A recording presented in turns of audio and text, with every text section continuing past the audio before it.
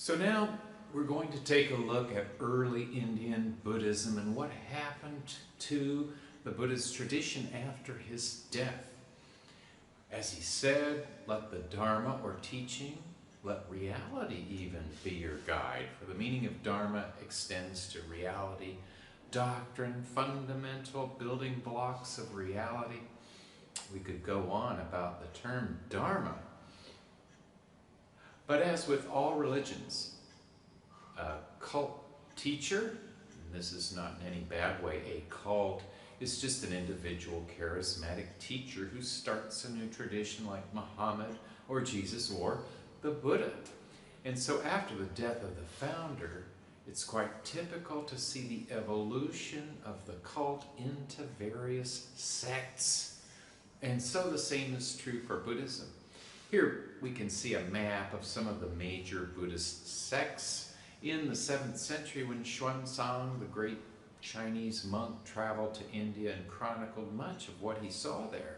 And so the sects emerge in it as disagreements emerge from what the Buddha said versus what he really meant. So we'll take a look in greater detail at some of the doctrines of some of these schools. But in short, the Sarvastivada contended that everything exists, including past, present, and future. The Vibhajavadas, no, they disagree.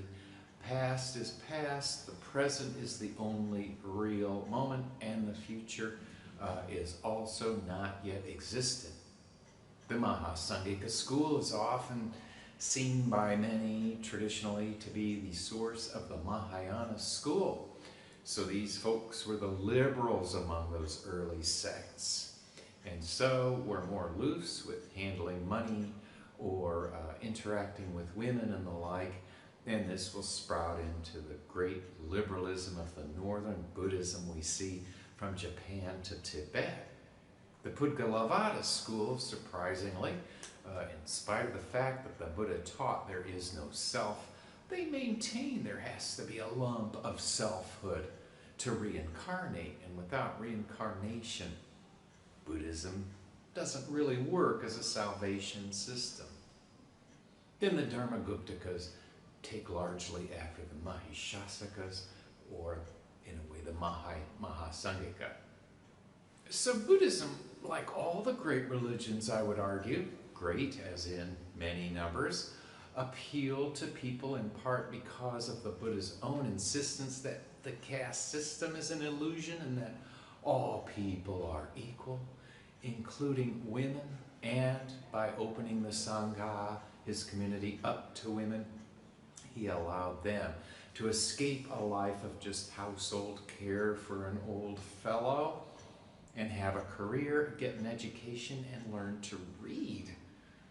While the Buddha expressed his opposition to slavery explicitly, he tended to avoid political conflicts and was a friend to both the poor peasants in the village as well as the local kings, who invited him to many famous dinners. And while the Buddha allowed gays or lesbians or transgender people into the Sangha, they had to stop any kind of gender-oriented activity, whether they're a man or a woman or anybody.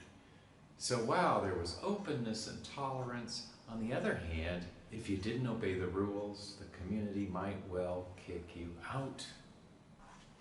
And so, like Jesus or Confucius, the Buddha was a wandering mendicant teacher. And so his many public discourses led to growing popularity, and it's said that upon hearing his speeches and teachings, some obtained what is called the Dharma eye.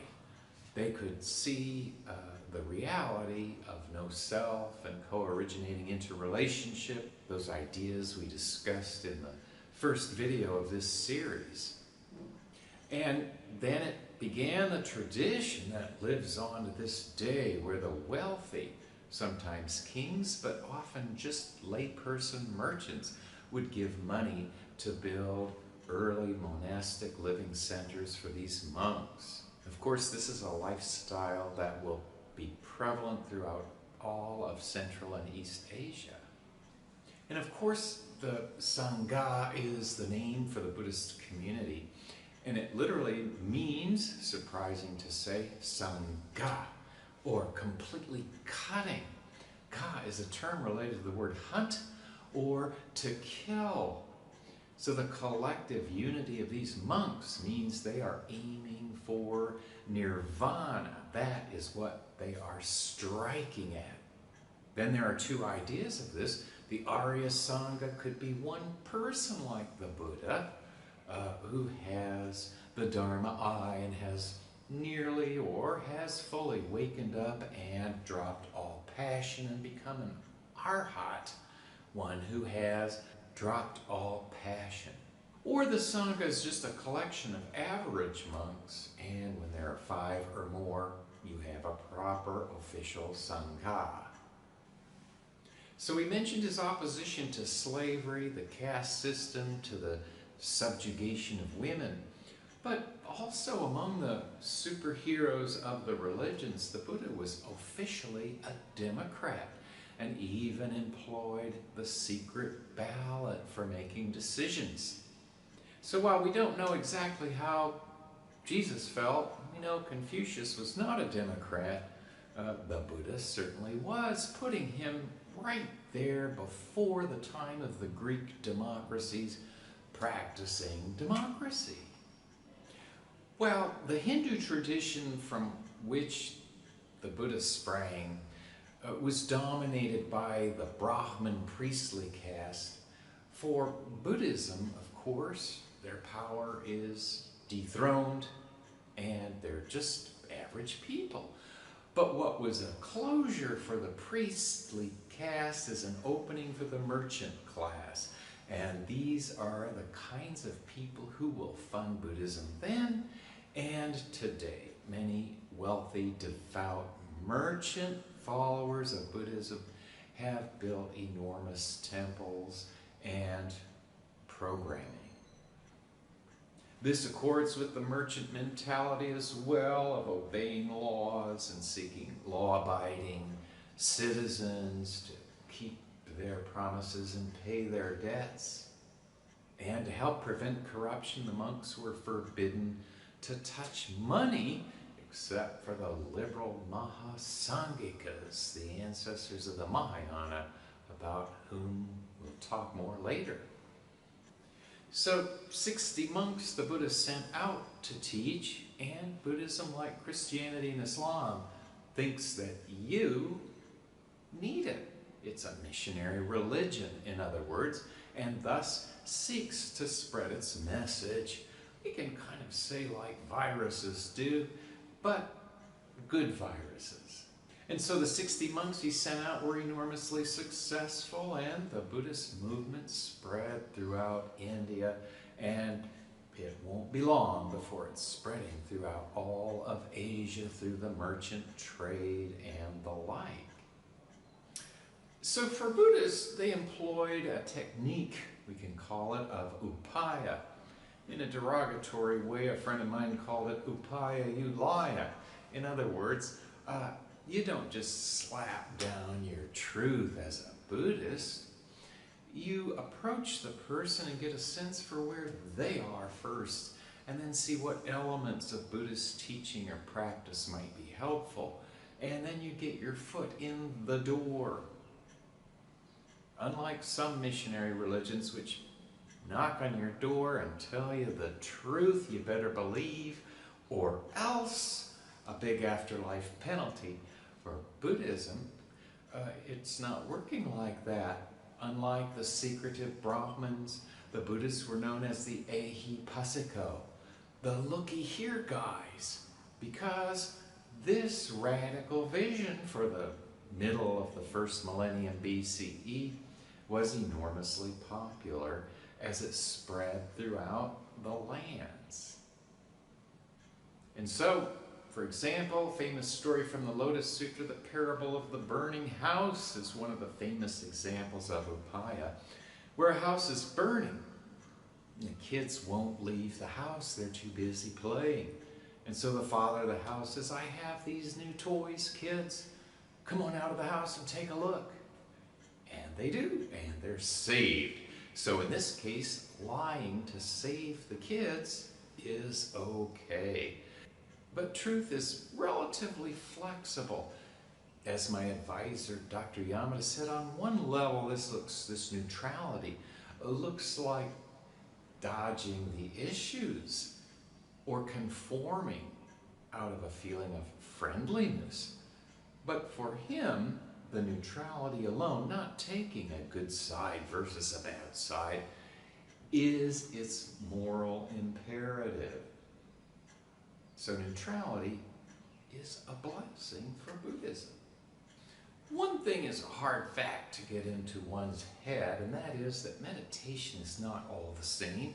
Just as meditation, inwardly directed, is different from prayer, which is outwardly directed. And Buddhist meditation is unique. It is not comprised of chanting to Krishna or Shiva to help one, but rather it's about first stopping thoughts, shamatha, as it's known, quiescence of thinking, the busy mind, so difficult for me and countless other Westerners to attain that one, and combining it with vipassana, or meditation on the Buddhist truths of impermanence and no self, or emptiness. And so, as the Tibetan saying goes, with theory and practice, we have two wings of one bird, and the bird of Buddhism does not fly without theory combined with practice. And that practice is not only of the mind, but the body as well. The Buddhists speak of kaya chitta karmanyata, or body-mind capability.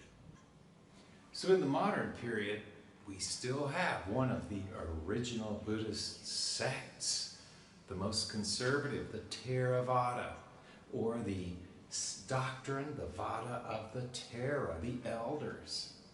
So the oldest disciples claims to be the unchanged Buddhist tradition from the beginning, and we can see it spreads from its large concentration and influence in Tamil South India to Sri Lanka, and from there, through the acts of missionaries, it will spread eventually to Southeast Asia to become the state religions of Burma, Thailand, Cambodia, Laos, and even Vietnam. Then the great opponent of the Theravada, if you will, is the Mahayana, which we see in East Asia. These are the liberals who will expand opportunities for women merchants, and the common person will become a great hero in Mahayana literature, as opposed to just the veneration of the monks. And why is it considered great? Because it allows more beings. It's the great vehicle, because it's a raft that can hold more beings on it. It's not as exclusive as the Theravada, for whom one must be a very observant monk. So a word of warning, if you ever meet a Theravada, never call them a Hinayana Buddhist. Hinayana means inferior vehicle, because it's thought it only allows for monks to attain to the highest state. And so never call them Hinayana, but Shravakayana is not so bad. These are people who listen to the Buddha rather than becoming great masters themselves. They listen, learn, and do better and better each day. And through the course of those early centuries, Buddhists developed a series of categories for describing different types of Buddhists. So a stream enterer is one who, seeing nirvana on the far shore, has entered the stream to relieve suffering and thus become a Buddhist. A once returner has one more life to live as a Buddhist before attaining nirvana. A non-returner will attain nirvana at the end of this life. And finally, an arhat is one who has removed all passion. And finally, Buddhism allows for someone to attain its highest level even without being a Buddhist. So the Pratyeka Buddha, who's symbolized by the goat who goes his own way, attains awakening all on their own, completely outside the purview of the Buddhist tradition. So there aren't too many worldviews that tolerant and open, in my humble opinion. So Buddhism's famous for 4, even 5 different councils where monks from many sects and traditions come together to agree on doctrine.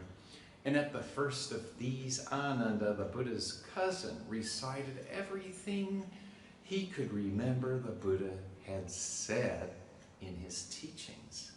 And among these, the 3 baskets of Buddhist literature, the sutra or teaching basket, the words the Buddha said, the Vinaya basket, and the higher teachings basket were established.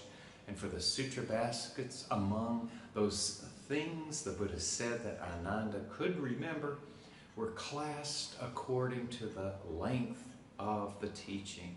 Shorter, middle length, paired, and longer length sutras or teachings of the Buddha.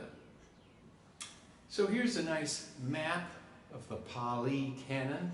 Pali is a language derived from Sanskrit, but is a vernacular, the language in use at the time in Magadha, although it's also a derivation from that vernacular language the Buddha may have spoken, Magadhi, and has its own formal writing system and tradition as well.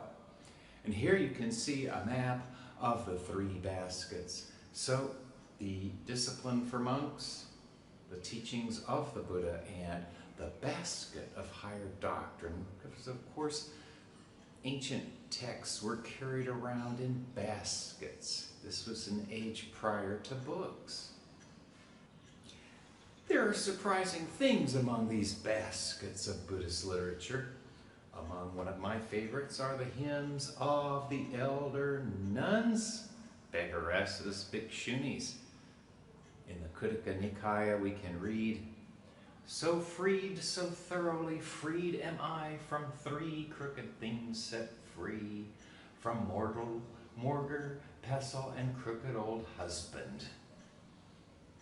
So this is a kind of thing I might have thought of encountering in the 1970s America, but we can see these nuns, these Begharesas, were freed by their Buddhist life. So again, with the basket of discipline, the Vinaya, we see the Buddha again quite tolerant. You can break minor rules, but now the debate is what is a major and what is a minor rule. So the Theravada tradition maintains a much more strict discipline than the Mahayana, where we can see Tibetans eating meat or Zen Roshis drinking sake. And so the Mahayana is much more liberal that way. Of course, eventually the kettle explodes, if you will, and all these differences come to a boil in the Second Council. And here we see the schism between the conservative Sthaviras, or elders, roughly a synonym with Thera, as in Theravada, and the Mahasanghikas, the great community guys, we could say. It might translate to Bolshevik in a communist situation. These are the guys who wanted more radical and wide-ranging reforms and will become the forebears, most likely it seems, of the Mahayana, the great vehicle. And so there are 2 ways of thinking about following Buddhism. One, we can say, well, I'm going to do whatever the Buddha taught. A famous Theravada book by that name, What the Buddha Taught. Versus I can kind of find my own path. Like the Buddha said, trust in your own experience, not a teacher or a book, scriptures, or the news. So if we take the liberal approach, then we see all these very diverse forms of Buddhism emerging from the Dalai Lamas in Tibet to the samurai in Japan. But the Theravada remain more or less uniform throughout those countries they inhabit. And there, of course, the conservatives who cling to what the Buddha taught. To quote a Theravada guest speaker I had once, "Not everyone can become a Buddha." So that's the tension. And it starts in the Second Council, where 18 schools are fairly formalized and developed. And so now we come to one of the pivotal events, not only in the history of Buddhism, but world history. The time when the Greeks took their turn at bat, and the Greek Macedonians under Alexander the Great conquered the Persian Empire, and taking all of its land for itself, creating a vast Greek-speaking empire, spreading its Greek culture as far as northwest India up to Afghanistan. And there the Mahayana will pick up new insights and make it even more liberal. We will look at Greek Buddhism in our next unit on the Mahayana and see all the amazing imports the Mahayana tradition took from Greek culture, as well as how many ideas were exported to Europe from Buddhist India through that same empire. Now, so long after Alexander the Great's death, the Indians will take back a lot of what the Greeks took from them in northwest India and expand further into Central Asia. And we see this with the first great Buddhist emperor, Ashoka, who will eventually make Buddhism the state religion of his Indian empire. It is said that after a career of terrible, brutal battles and wars waged against people after the Battle of Kalinga, Ashoka felt remorse and then dedicated his life to Buddhism, establishing things like rest houses that you can see the tradition continuing in Thailand today along the roads. Free rest houses for the public. If we were to make a cheap comparison to the West, we could call Ashoka the Constantine the Great of India, in the sense that he codifies Buddhism just as Constantine made Christianity the official religion of the Roman Empire. Ashoka does the same in India with Buddhism, and both of these gentlemen's reforms result in a number of reforms in the church as a whole. New councils are held, and Buddhism evolves that much further and more quickly during this period of empire.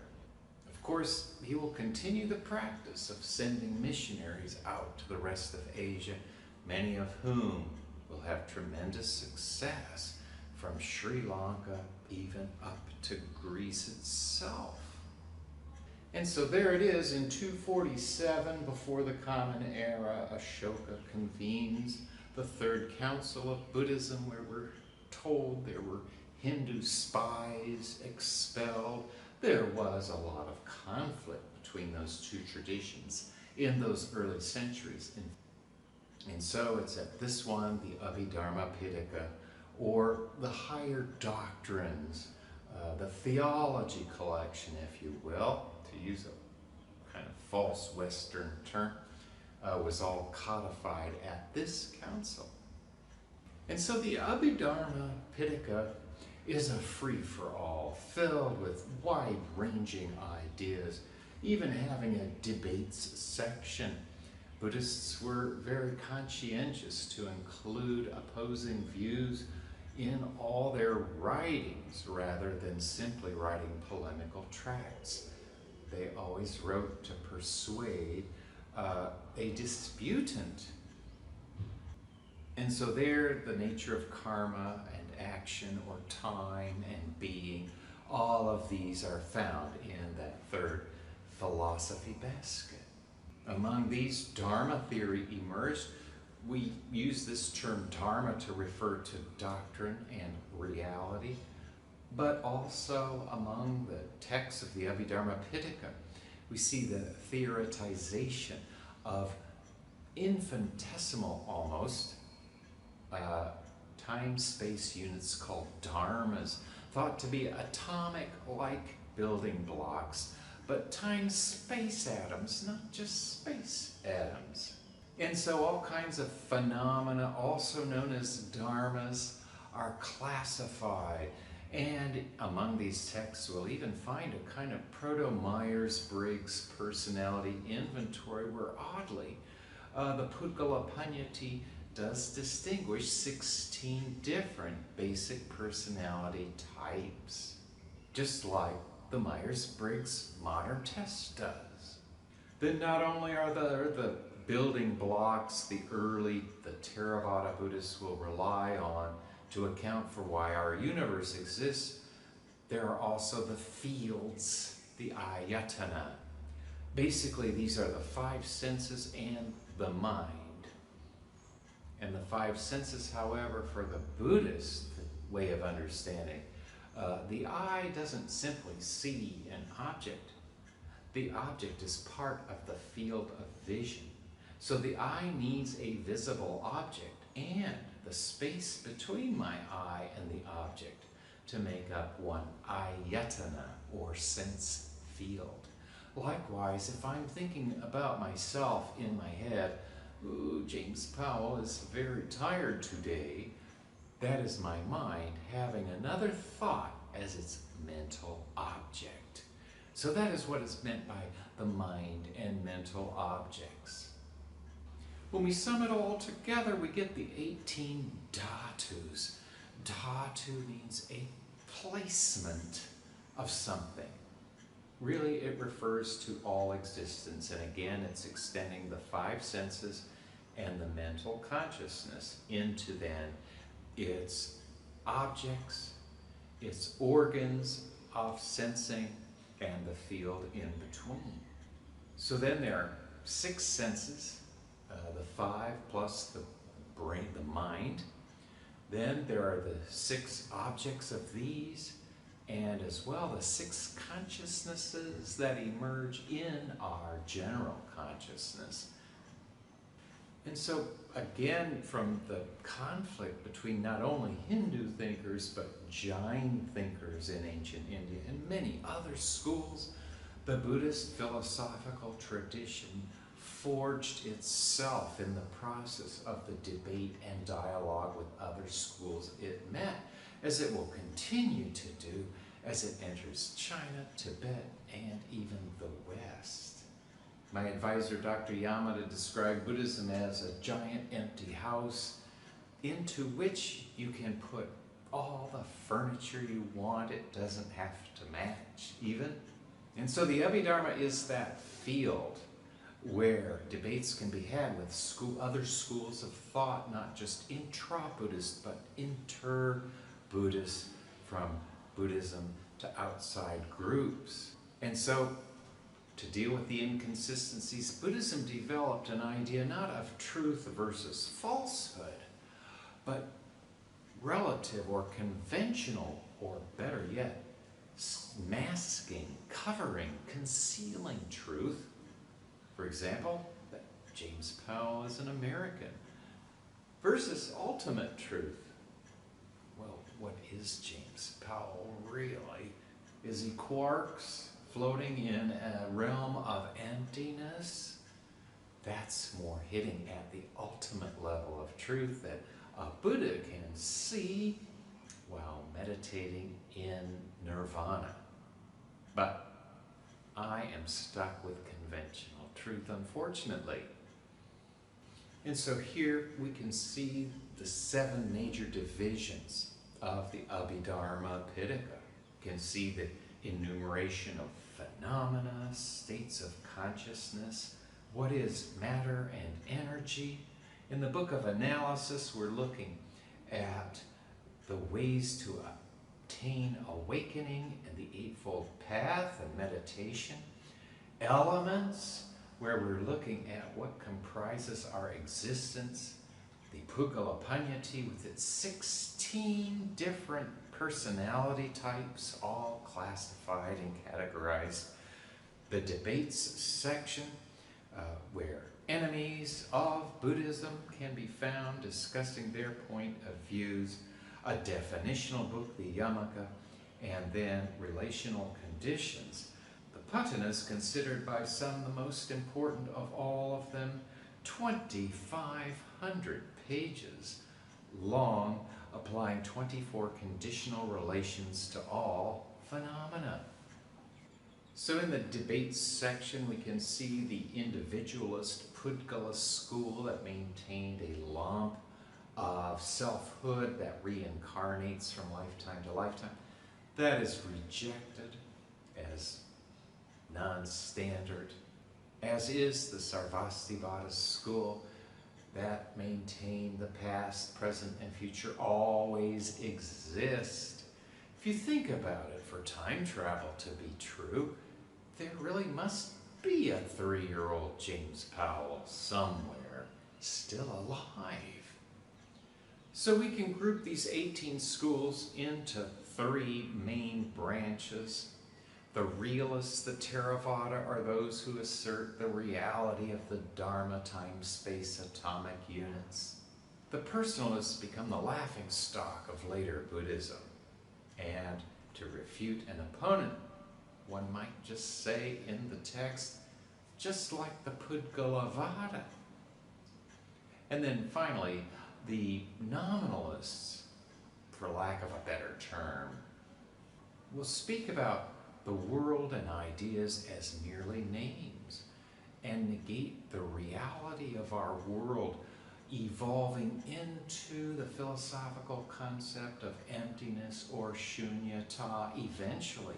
But in the beginning, the Prajnaptivadins simply asserted that all things are merely names, not unlike Western thinkers like Occam and the like. Of course, some studies show that the personalists, the Pudgalavadins, were more prevalent than any other school quite long ago. They died out, but they asked the question all my Buddhism students have asked, if there's no self, what reincarnates? So they felt there has to be some lump of selfhood. It might not be James Powell with a permanent essence and the like, but there has to be something that reincarnates. And so the Vibhajyavada, the distinction-making group, the analytical group, if you will evolve into the Theravada traditions, the conservative ones. As realists, they reject the Pudgalavada, of course, and they also reject the Sarvastivada view in favor of a realist view. What we can see, the past is past, the present is now, and the future doesn't exist. And so the Vibhajyavada, who will come to predominate in the modern world, are among them, along with the Sarvastivada and the personalist Pudgalavada school. But again, the Mahasanghika will give rise to the even more liberal Mahayana that will extend again from Japan to Tibet, even as far as the Volga-Mongol communities in Russia. So again, we can review our councils. The first was 100 years after the death of the Buddha, and Ananda recites everything.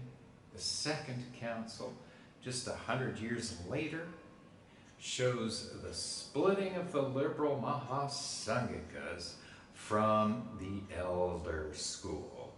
And then the third, as we said, convened by Ashoka, shows the split between the 2 Theravada schools, Sarvastivada, all exist in the Vibhajyavada, the distinction-making realist group. So that's by no means exhaustive coverage of early Indian Buddhism. There are countless thousands of pages of things to say about these schools and these texts, but I think we have a competent, reasonable understanding of just what happened after the Buddha died. So we can see how it is that Buddhism starts to fill in throughout India and starts spreading beyond India elsewhere as it begins its journey reshaping cultures of all Asia and the world.